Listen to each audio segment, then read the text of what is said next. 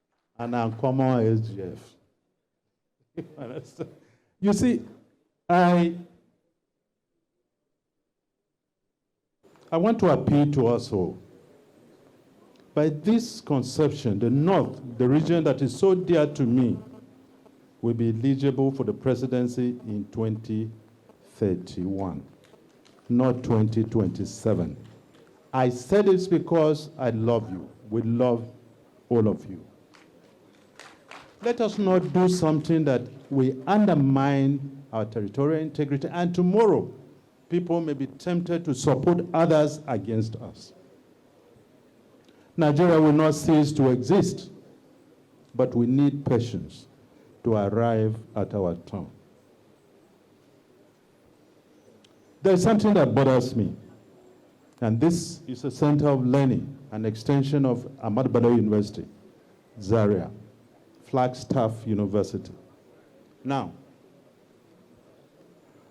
I'm being advised, and I'm going to keep to that. This center should come out with something as an answer, as a solution to perennial problems between herdsmen and farmers. Let's do something about that. It's a novelty. I was governor of Benue State for 8 years. We didn't have a problem like that.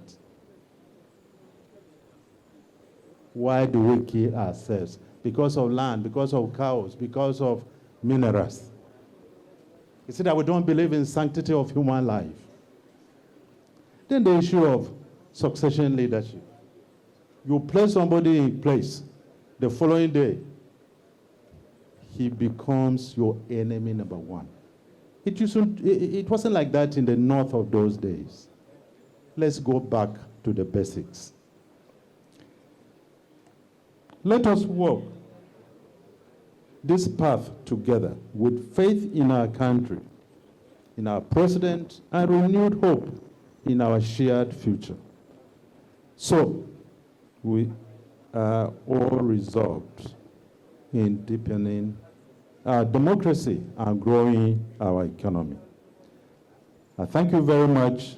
God bless the North. God bless the Federal Republic of Nigeria. Thank you very much. Thank you very much. The SGF leader of the federal government delegation, quite long but very impactful. Thank you very much, sir. Let us quickly go to the next speaker for want of time, and he is the person to address us now is the Chairman, Nigerian Governors Forum, His Excellency Abdul Rahman Abdurazak, CON, the Executive Governor of Kwara State, sir.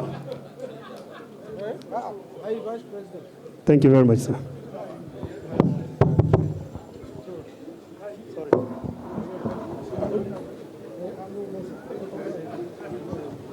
We are sorry, sir.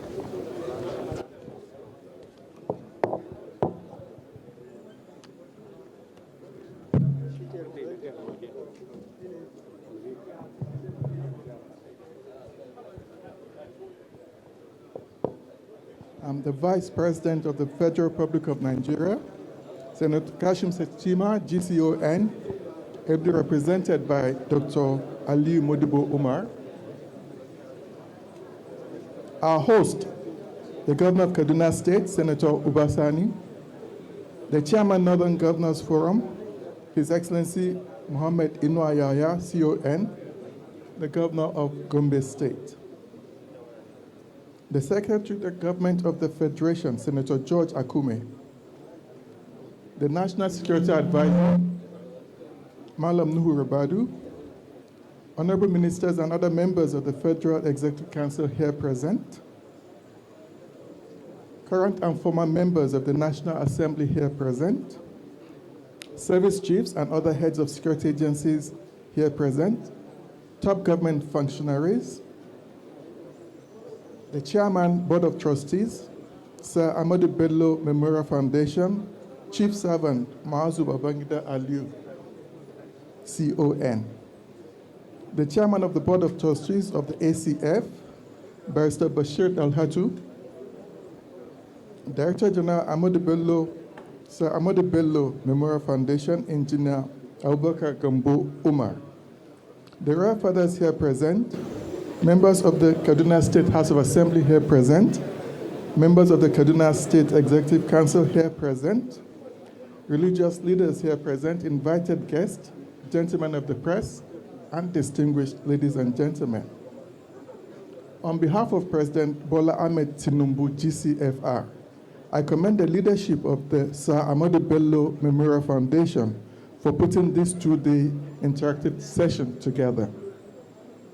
And also appreciate the foundation's effort in deepening governance. Your work in education, healthcare, and agriculture has not gone unnoticed. In fact, engaging with the foundation has helped shape some government policies, such as the creation of the livestock ministry. Now, the president wanted to be here in person, but was advised to allow it to be a purely northern affair. So the president is in Abuja, glued to his TV, watching this program live. He's postponed the Federal Executive Council session and also canceled all engagements today.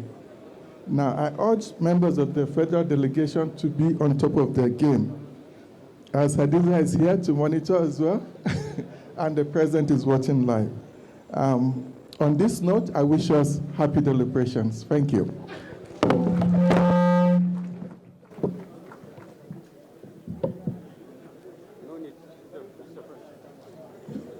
Your Excellencies, it is about time we get down to the nitty-gritty of today's occasion. We're going down to the plenary, where we're going to feature robust discussion and, of course, exchange of ideas between government representative and, of course, critical stakeholders. May I so invite the Managing Director, CEO of Sir Ahmadu Bello Memorial Foundation, an engineer certified and qualified, Gabo, for as he step up to take this charge of this event. Engineer, if you're so ready, MD, please. Thank you. Let's celebrate him, please.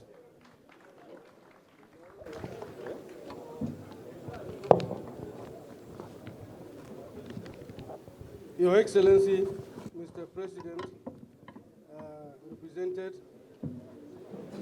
Excellencies, distinguished ladies and gentlemen, we are now going into the second most important phase of the gathering here. Because we are grossly behind time, we are going straight into the program. We are taking the aspect of security and we will exhaust it. Afterwards, we will close for today. Tomorrow, we will begin with economy and the three others. So,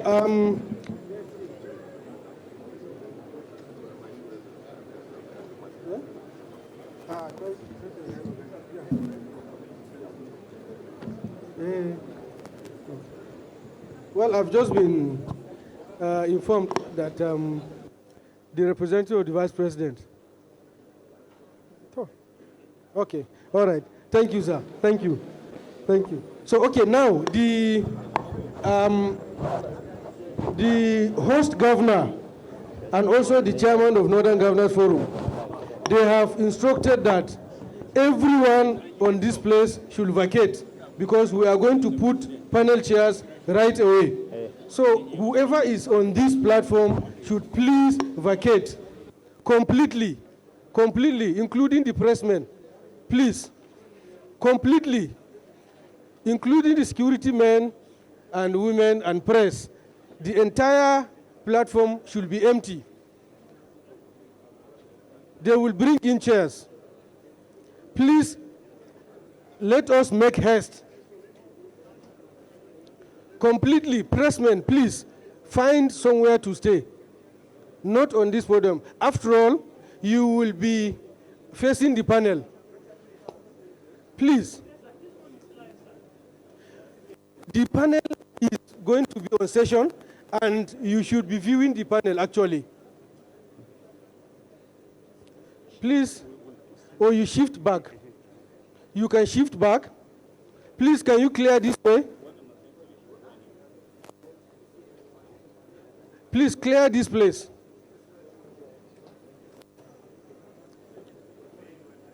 We want this place empty, please, so that they can look at what is happening. Please. Da Allah duk a clearing wurin nan. Garan koma Hausa. Yes. So, to ni na wannan aikin zan bari ne. A neme su kawai. Yes. Please, Nasiru, bring in the chairs. Meanwhile, distinguished ladies and gentlemen, if you check through your folders, we distributed this, what we call ground rules for participation. And there are 9 rules there, which we respectfully beg that those rules should be obeyed. We acknowledge that whoever is in this place is preeminently qualified to be a gentleman. However, these rules will not apply to any person, unless he behaves otherwise. So failure to adhere to these rules may result in the participant being asked to leave. Everyone should check his folder. The rule is there. If the chairs are ready,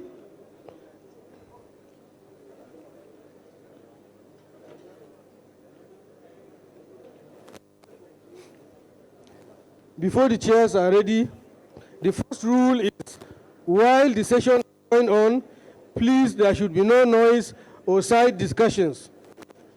2, if you do not agree with the contribution being made, still there should be no booing or jeering, no interjecting or interrupting of speakers, and we should maintain decorum.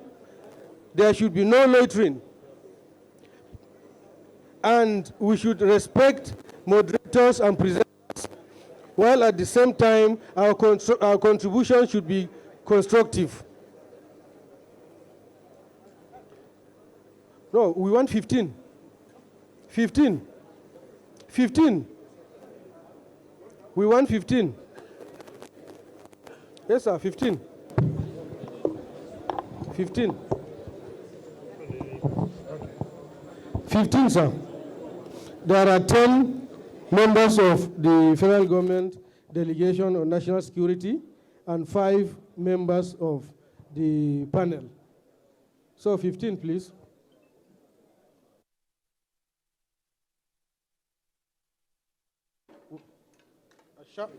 A shot.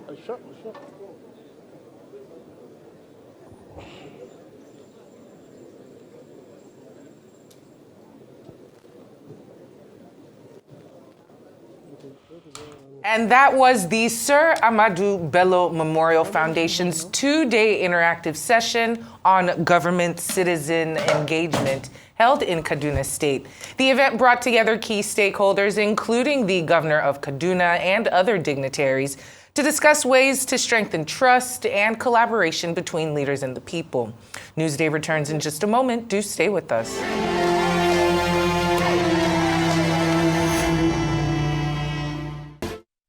Policy to keep quiet and walk. I'm not very good with Hausa, but maybe what I'm going to say. Cross back to Kaduna State for the Sir Ahmadu Bello Memorial Foundation 2-day interactive session on government-citizen engagement. I want to make it to look that people will feel the safety in them. The people, those who are living in the rural areas, those who hitherto could not move freely in our country, those who are under attack, will feel it themselves. And indeed, we have worked in the last 2 years. I was here with President Bola Ahmed Tinubu 2 years ago in this hall, and he gave his own promises. He gave a commitment, and he said he will do this work. He assembled us as a team, and he gave us directives. This thing has to be addressed. Enough is enough. Decades of suffering must stop. And I'm going to talk, the Chief of Defense Staff will also follow, and also open for all to be able to respond in case you do have questions. So first of all, I'm going to look at the overview of Nigeria's security challenges. That is before May 29. It's good when it comes to security. You always look back and see what it was, how you are living, and what is it for you today. It's a comparative thing. Security is about how you felt before and how you are feeling today. So I do intend to share with you a couple of things that were happening. I mean, things that people were meant to be living with, so that you will appreciate what happened after.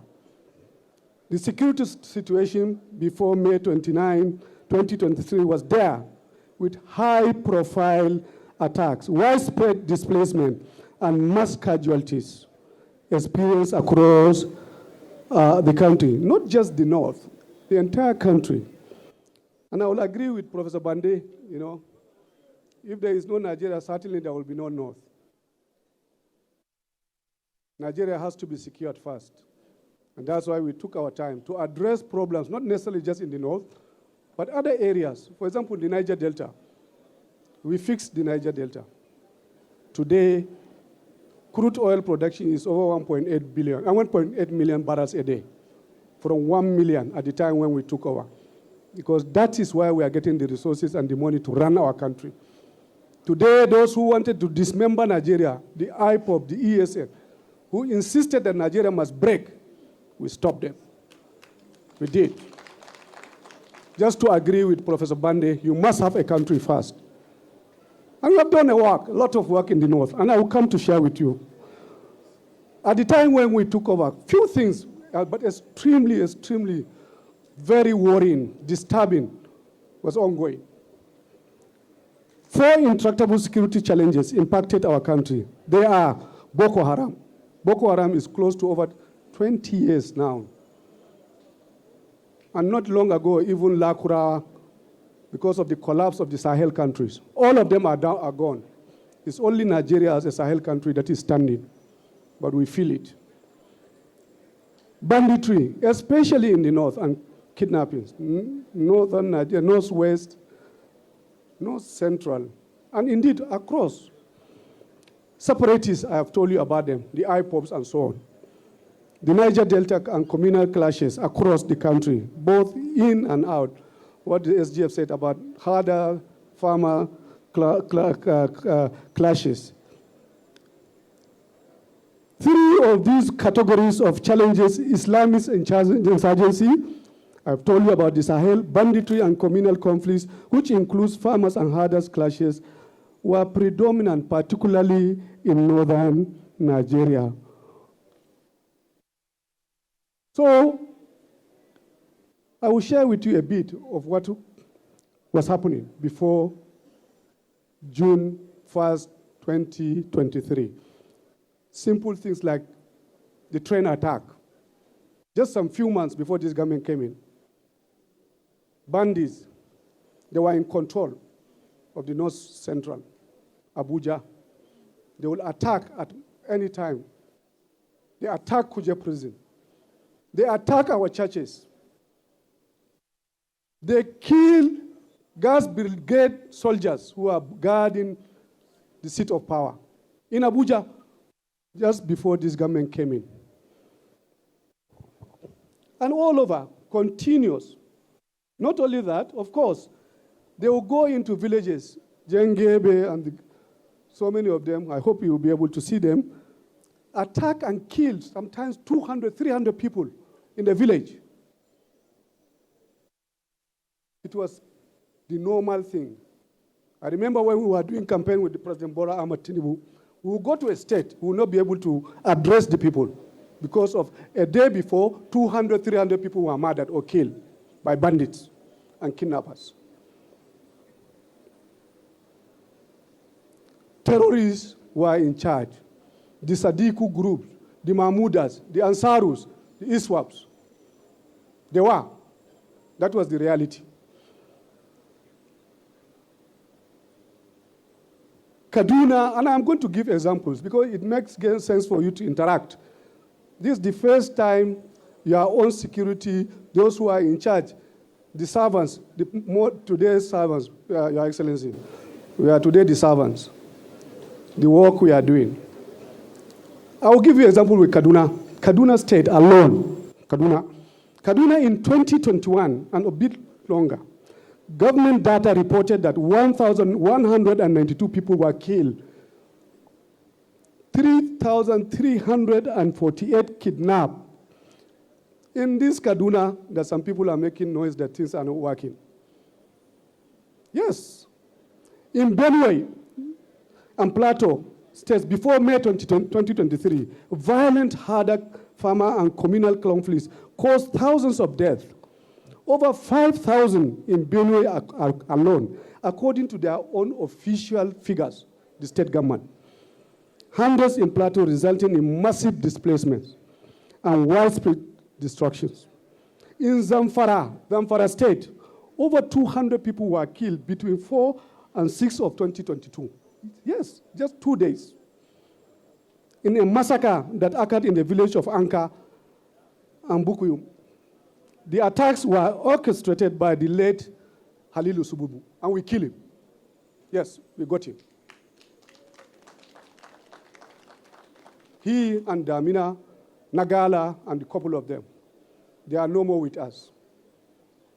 And I'm going to give you, this is a map you could see of security crisis prior to May 29, 2023. This is just in Kaduna alone. Why you see there are bandits in charge of territories. We know them. We walked, we identified them, we followed them, and we know everyone, wherever you are. It's a matter of time. Many of them, as you can see, are gone today. And I'm going to give you the names, the list of those who are gone. Yes, let me skip this because a lot have been said about it. But of course, President Bola Ahmed Tinubu gave us directives. He said, the first day, the day he gave us that appointment, he called us. General Musa, you are there. Chief of Air Staff, you are there. The instructions he gave us that enough is enough. And I want you to work one. Whatever it takes, I want a teamwork. And sure we did it. Today we are all one. We work as one. The entire security architecture of our country, not only within the federal government, we have extended it also to the states. We work with governors, and we are grateful to the governors, exceptionally good quality governors. Governor of Kaduna is here. We are grateful. The cooperation that you gave us, the work we did, is the result that today Kaduna State is almost close to 80% free. The same thing, even right now we are ongoing with operations in Kwara. And many other governors. So the connection, you know, in security, when you work in silos, forget it. And we are very grateful to the leadership of the Nigerian Armed Forces that gave cooperation, allowed all of us to be one. If you see a policeman today and see a soldier, you will see a DSS, you will see civil defense. They are all working as one, and they are in the bushes working as one. Thank you very much for what you have done for our country. Of course, General Musa will come and give you a little bit of extra how the operations are taking place. To, you know, save time, I'm just going to go through so that only the important points I'm going to be talking about. Let's go. The next. Let's talk about where we are today. Yes. Armed banditry. I've told you a bit about the rest of the country. We are here in the north. We are northerners. We are here before you. We will give you what we have done in the north. Yes. Through coordinated efforts, strategic operations, and unwavering resolve, significant strides were made against this scourge of banditry. Communities, once gripped by fear, are beginning to reclaim stability, and the momentum is undeniable. While challenges remain, and we are prepared to accept a problem of 2 decades, now is 2 years. We know that it's work in progress. We will never relent. The progress achieved stands as a powerful testament to what focused action and collective will can accomplish. And we worked intelligence-driven. The intelligence community, the military intelligence, the police intelligence, DSS, NIA, take the lead. Identify things. Get the operational part. The Army, the Air Force, the Navy, the police, all others, move in. That's how it works. A completely new approach. And you can see, as a result of the work, this is just a very conservative estimate. And it's ongoing continuously. About 11,250 hostages were freed as at May 2025. As at July this month, the number has now risen to 12,100 and counting every single day. And you can see the pictures every day of people who are being freed and more or less rehabilitated and given new lease of life. And I'm going to refer to what last week we were here before Governor Kaduna invited us to come and witness an incredibly important step, ability for you to clear and then wipe out the tears of those who suffered injustice and fairness. Support them for them to get back to life. He built houses, transport, and so on, and we handed them over to victims of this extreme terrorism. You are going to be looking at all those pictures continuously of rescue individuals and continue. Just let's please go forward. Now we are coming to very important point. Yes, bandits that have gone decisively. We put pictures to them. They have names. These are people who are in charge of territories. Those who inflicted terrible, terrible pain on our people. Murderers. You have seen them. Kachalla, Gurugu, Ankasina. There are many.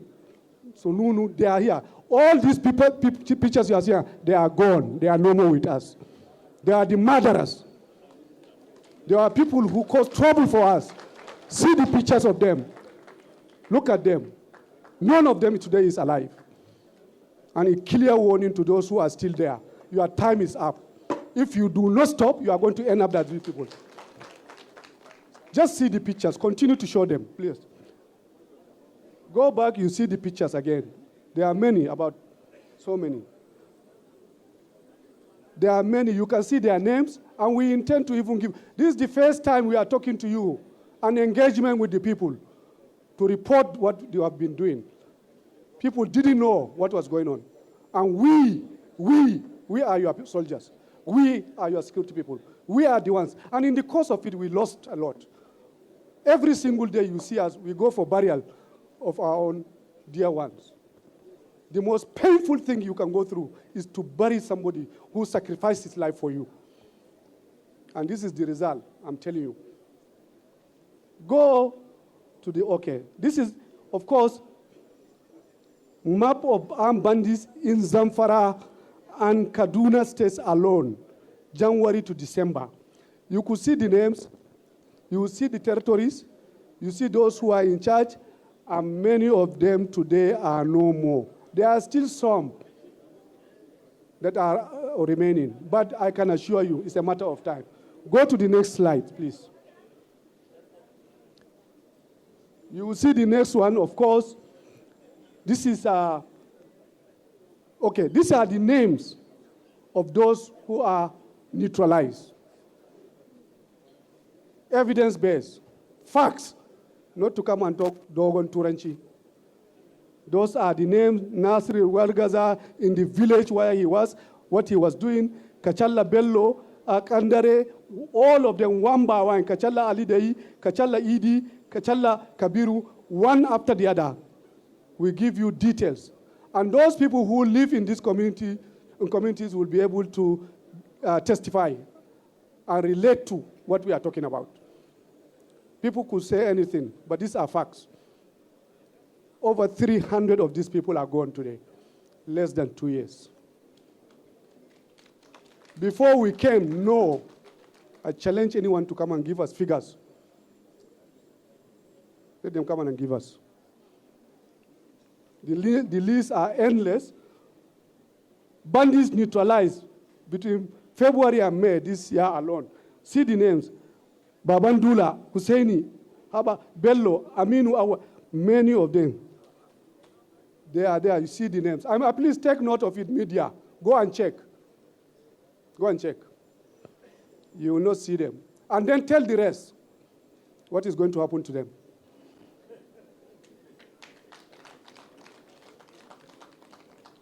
You know, facts speaks for itself. It's not talk. I told you it was partly the reason why we were not talking is to achieve these results. And we have done it. It's not yet over, but it's a matter of time. It will go. But not only that, other areas are also being employed. And we are still giving room for those who are ready to lay their arms, repent, and come back to our lives. We are prepared to receive them. And that's why, for example, I salute once again Governor Ubasani. It was very innovative, the Kaduna model. It saved us our bullets. It saved the lives of our own people. It opened the spaces. It brought sanity. Today, Berlingwari is better. Southern Kaduna is better. Most of the places within. In Kaduna, you still have 1 or 2, 3 places. It's not yet over. And I've told you earlier, it's not an issue that you can instantly switch off. It's a process. And then, of course, go to the next. I think here, the reason why I brought out this specific to tell you, you drive from Abuja to Kaduna free at night now because we killed these bastards. Those ones you see there. Kachala Boka, Dogo Isa, Kachala Shekau. They were in control of those areas. We killed them, we feared them. Not to talk of the terrorists, those who attack our trade.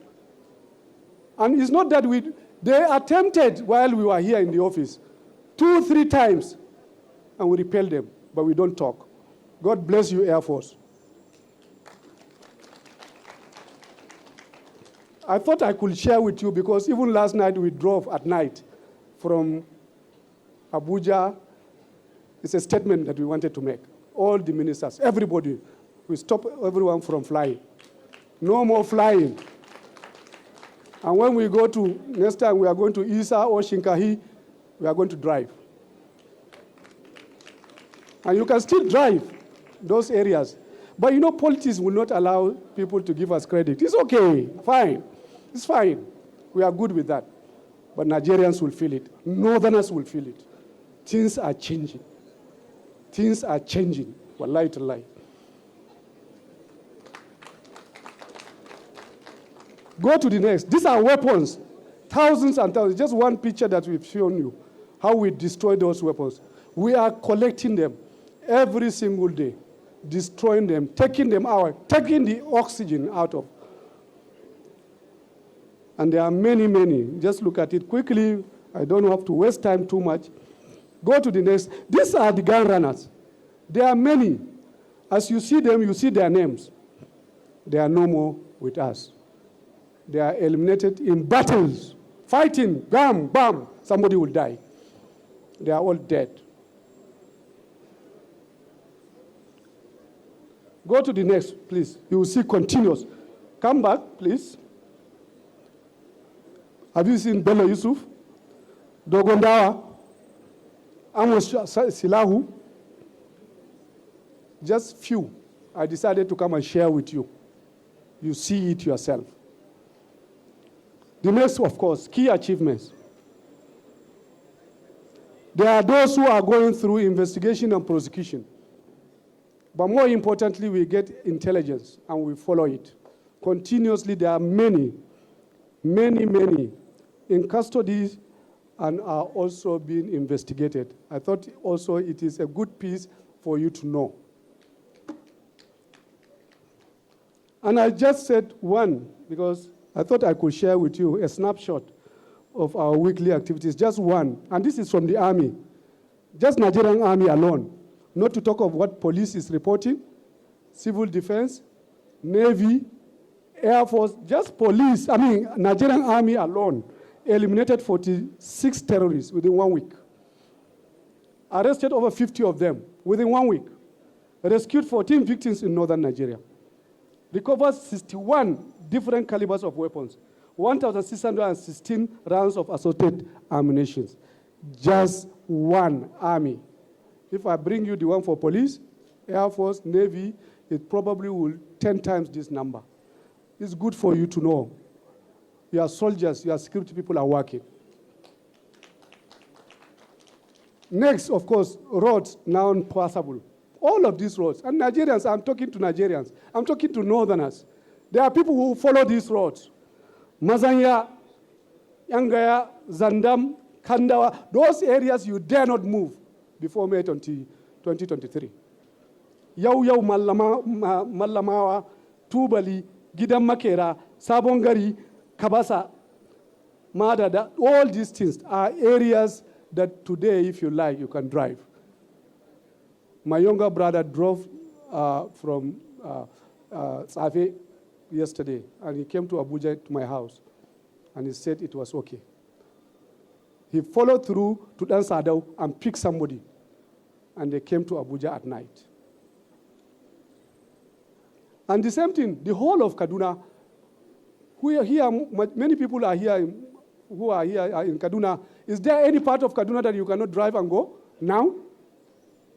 Could you have done that 2 years ago? Thank you.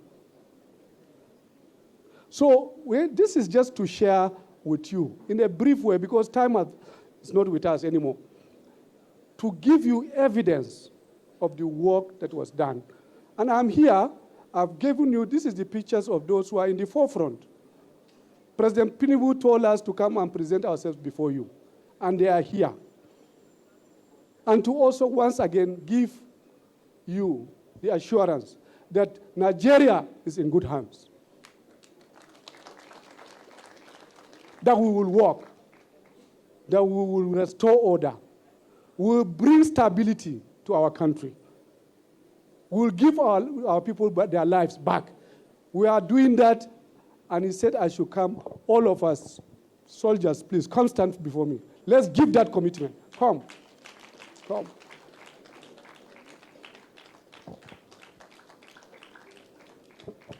We stand before you to give you this commitment that we assure you Nigeria is in good hands and we will restore order.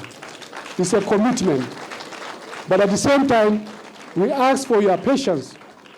We ask for your support. We need your support. We need your support. We need to do it together as one. But take it from us that we will deliver this assignment. Thank you very much, and God bless you. I'm going to hand over now to General Musa. He is going to take us through some of the operational parts of the work that we have been doing. May God bless you, bless the Federal Republic of Nigeria, and bless our beloved North. Thank you so much. God bless you. Thank you very much, sir.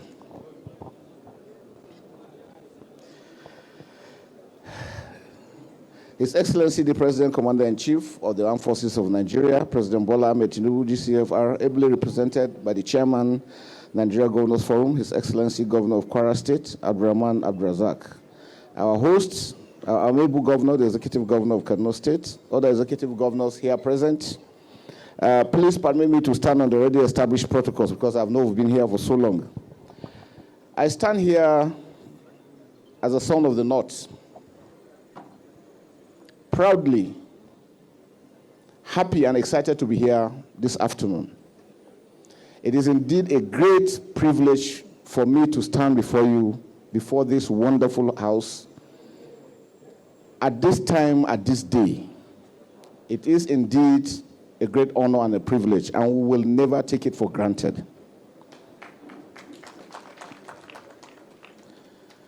It can only be God that we are from where we were for where we are today.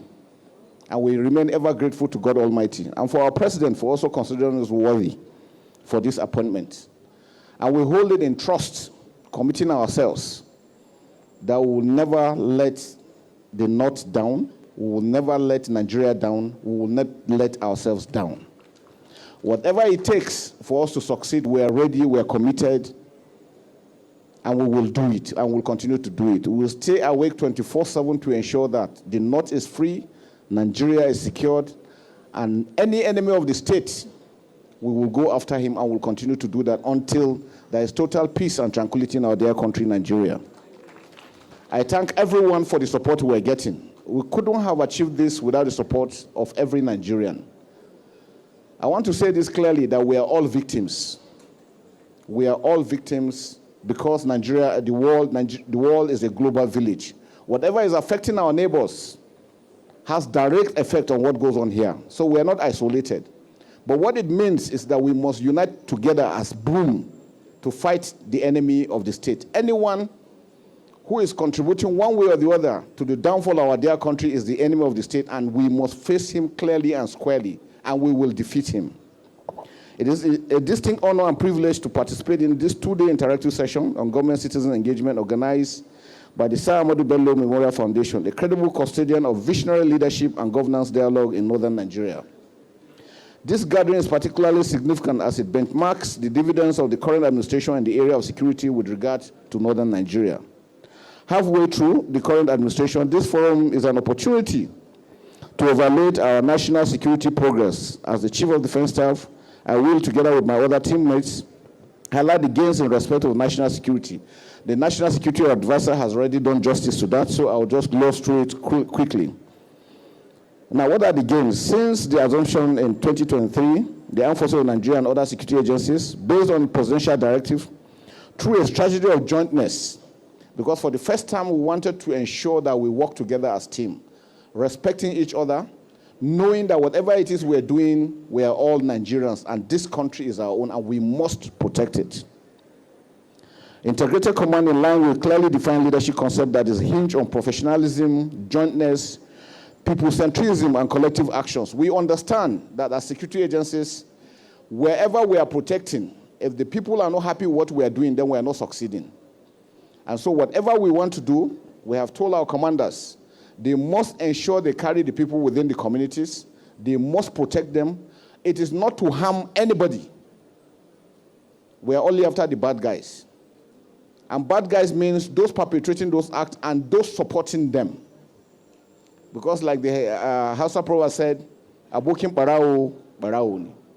And in our own context, if we're coming after a criminal and we find out that you are part of him, you are the one supplying him fuel, supply him food, supply him whatever thing that keeps him going, you are also a bandit, you are also a terrorist.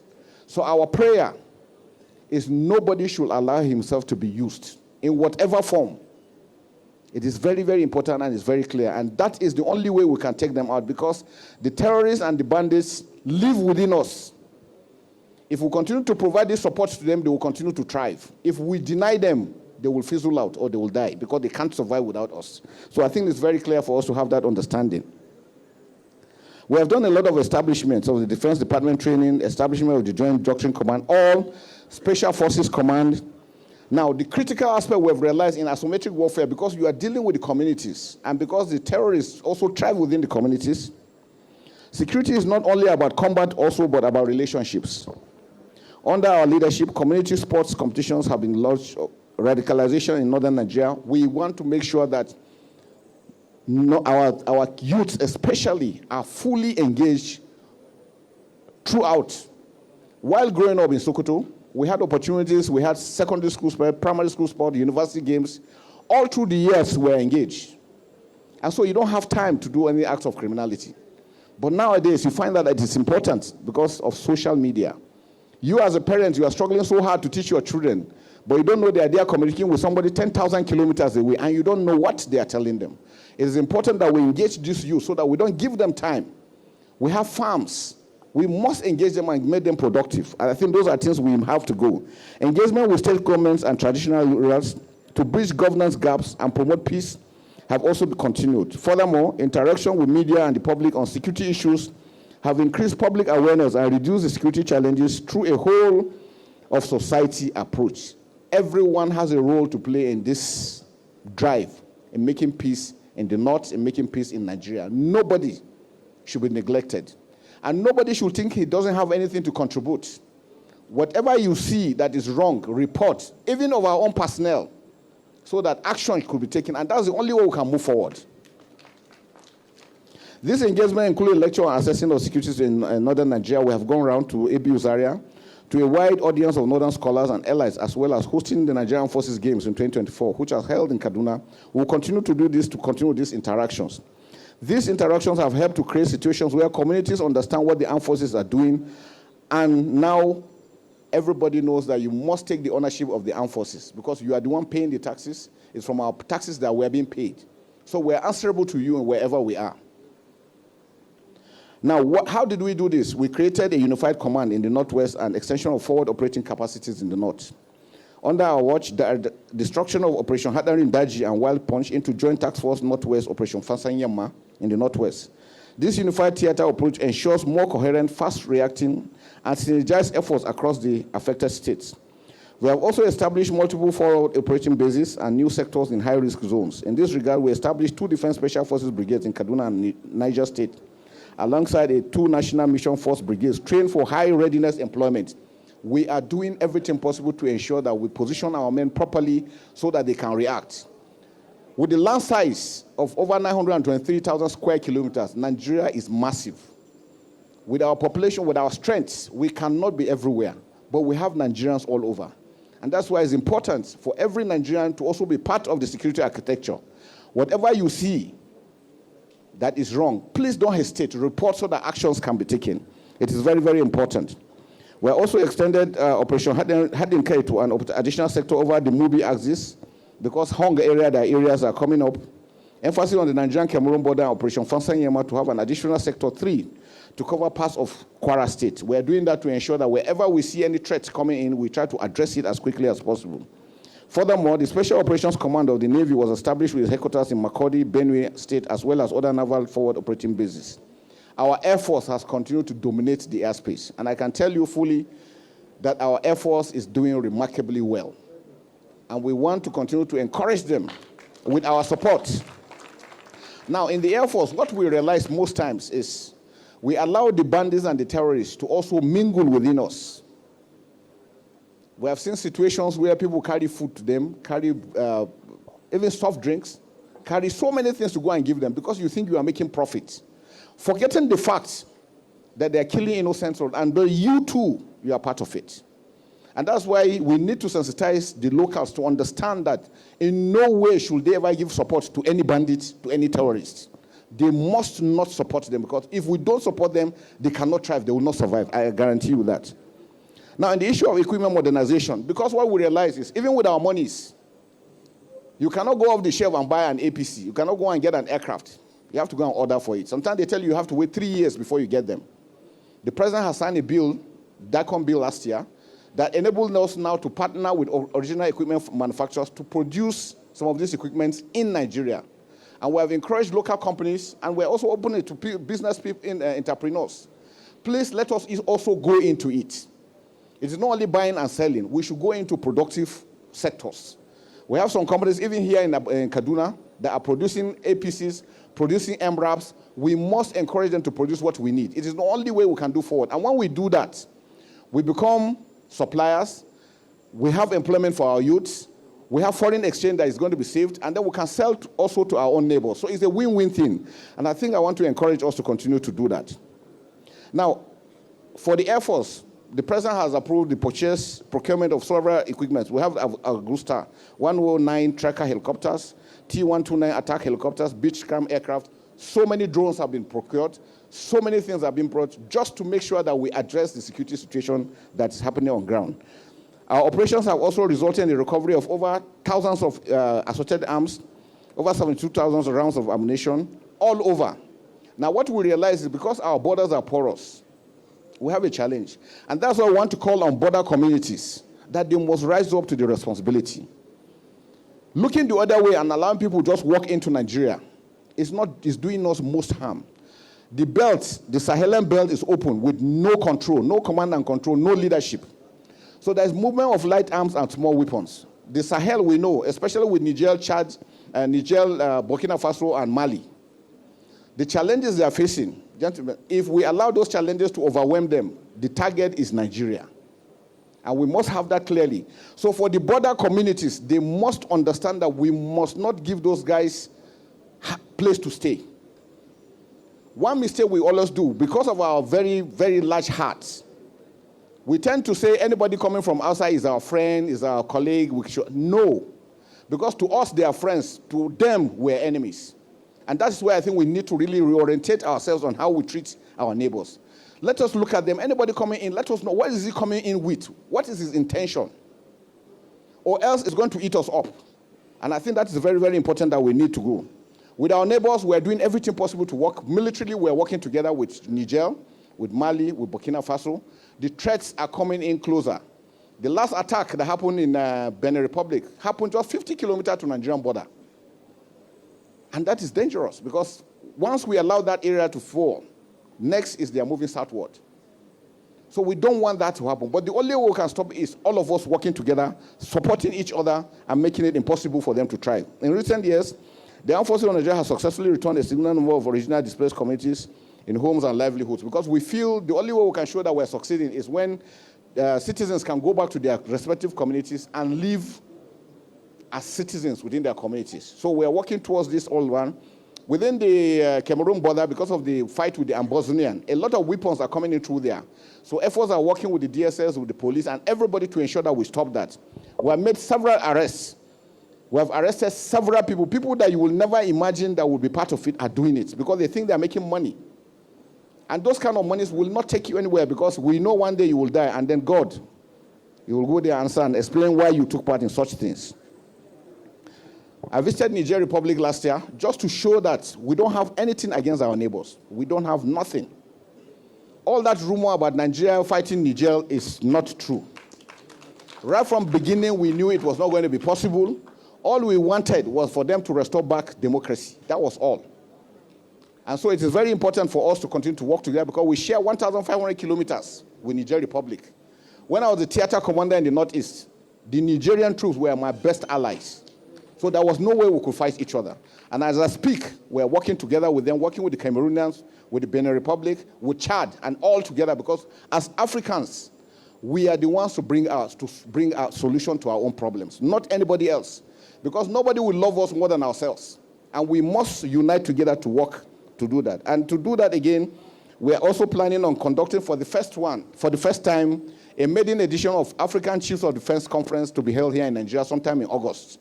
That is being worked out because we believe it is only when we discuss truthfully within ourselves that we'll find solutions to our own issues.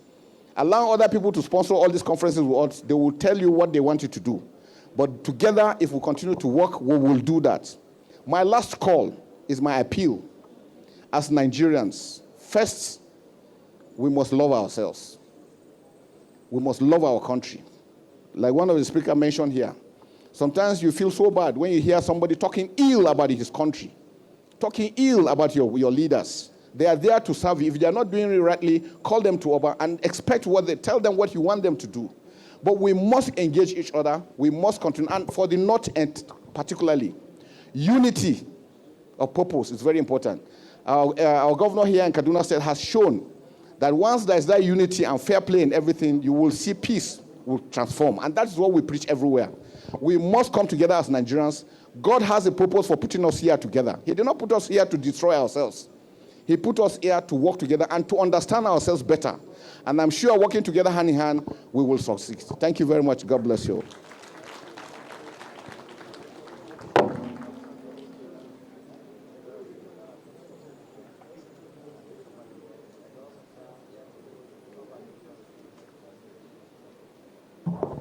Thank you, General Musa. Can I invite General Marwa? Maybe you have one or two things to talk about drugs. We've been facing the problem in the north. Not long ago, we destroyed over 600 containers of drugs. Majority of it was coming to the north. And I think it's important that we give you a chance to 1 or 2 minutes, sir. Thank you.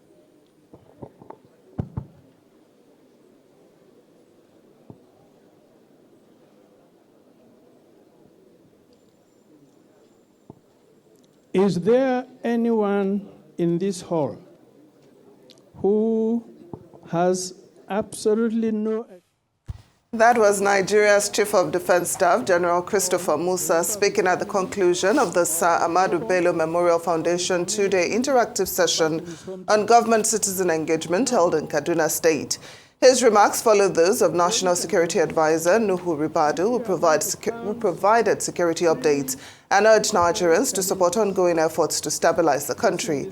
The event brought together top government officials, including the Kaduna State Governor, to explore ways to strengthen trust and collaboration between citizens and leaders.